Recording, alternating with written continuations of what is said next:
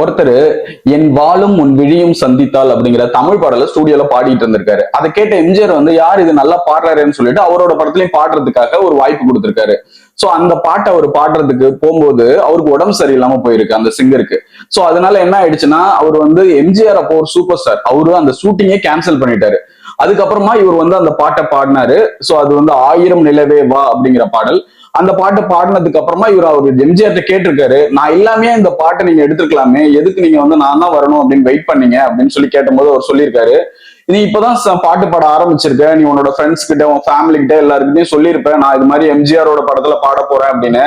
அப்புறம் நீ பாடலைன்னா நீ வந்து பொய் சொல்லிட்ட அப்படின்னு சொல்லி உன்னை எல்லாரும் சொல்லிடுவாங்க, அதனாலதான் நான் உனக்காக வெயிட் பண்ணேன் அப்படின்னு அவர் சொன்னாரு. அதுக்கப்புறம் அந்த சிங்கர் மொத்தமா 40,000 பாடல்கள் மேல பாடியிருக்காரு. அவரு தெலுங்கு தாய்மொழியை கொண்டவரா இருந்தா கூட அவரோட உச்சரிப்பு தமிழ்ல இருக்கிற தமிழர்களாலேயே அந்த அளவு அழகா உச்சரிக்க முடியாத அளவுக்கு அதோட பாவமும் அதோட ஃபீலிங்ஸையும் கொண்டு அழகா அவர் வந்து அந்த பாடலை பாடி இருப்பாரு தமிழ் சினிமாவில. கமல் ஒரு படத்துல சொல்லுவாரு, நீ வந்து ஒரு தமிழ் நீயே இங்கிலீஷ்ல பேசிட்டு இருக்கே அப்படின்னு கேட்கும் போது உங்களை மாதிரி தெலுங்குக்காரங்க யாராவது வந்து வாழ வைப்பாங்க விடுங்களேன் அப்படின்னு சொல்லி சொல்லுவாரு. அவர் யாரை நினைச்சு சொன்னாருன்னு தெரியல, ஆனா அது இவருக்கு ரொம்ப பொருந்தும். சோ அவர் யாருன்னா, போகும் பாதை தூரமே வாழும் காலம் கொஞ்சமே ஜீவ சுகம்